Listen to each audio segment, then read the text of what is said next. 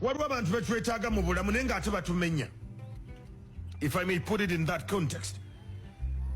Nti waliwo abantu mu bulamu nga tubeetaaga naye ng'ate batumenya. Sobola okubeera n'omukyala nga mulungi byonna abikola bulungi naye ng'akumenya, nga intellectually tali grounded kuba nti alaba byolaba. Vision wise olina omwami mulungi yakolamu ssente alina, naye ng'engeri gy'olabamu ebintu eyiye ya kyalo nnyo. Oba ntegerekeka nga engeri gy'alabamu ebintu a little bit detrimental, nti yamabegako okusinziira ku the demands. I don't know whether it makes sense. Naye ng'ate omwagala kati omuntu bw'atyo, you cannot let them go, but you need to reposition them in your life.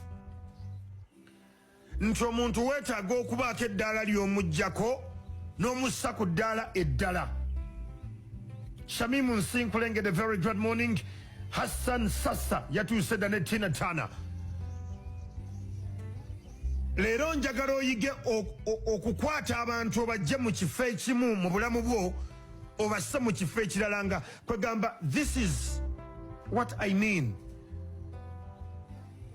I like you, naye olw'okubanga nti sikyakukubira masimu nnyo nga bwe nali nkukubira olw'ensonga nti nakula. Oba okitegeera? Kankikuleetere bwe nti we can be friends even outside work. Nti oli munnamawulire munnange tukola ffenna, naye bwe tumala okukola emirimu gyaffe nga bannamawulire sirina mboozi esukkawo oba ontegeera nti sirina mboozi gye nsobola kunyumya naawe okuggyako ku byamawulire byokka. So position yo mu bulamu bwange oli awo.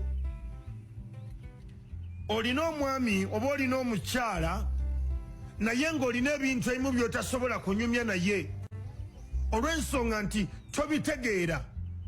When it gets to guys, I want to be very honest with you. Nze ng'omuntu sente nazitegeera naye sente zintawaanya okubala. Kati kitegeeza nti buli bwentuuka okubaako sente zenta neetaaga okufuna approve. Madamu wange ateeka okugamba kanziremu mbale nkakase. Kitegeeza ebweru w'ensimbi mwetaaga nnyo nti she's my safety net. Oba ntegerekeka? So olw'okubanga nti gwe nange twagaana okukkaanya mu ngeri y'okukolaganya mu mulimu, tekitegeeza nti sikwagala. Abantu abamu bakugoba ku mulimu oba n'ova ku mulimu naye ng'osigala oddayo n'onyumya nabo. Oba ondaba kyentegeeza nti olw'okubanga it didn't work out in professional lanes, tekitegeeza nti oli mukwano gwange. There are people I have fired nga namugoba, but I still call them. Namukubira ne mubuuza waayo oli otya, ensi etambula etya.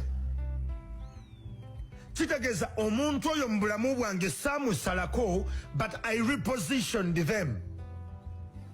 Kati abantu ba wansi obuzibu bwe tulina tugaanye okurepositioninga abantu mu bulamu bwaffe.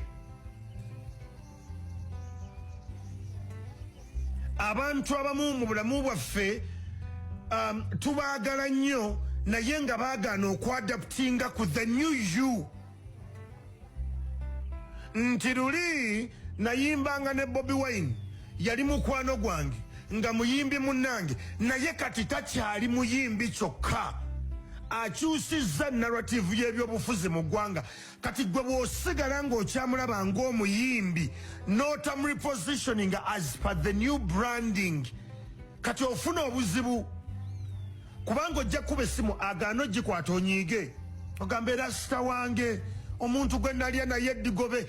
You failed to understand that someone changed for their new season. Kati gwe n'okitekinga emotionally. Omuntu wa wansi leero njagala ontegeere bulungi kye tuliko leero topic bagita repositioning people mu bulamu bwo. Abantu abamu togenda kubeewala bakyali mu bulamu bwo naye funa engeri gy'oba repositioning. Oba ntegeerekeka?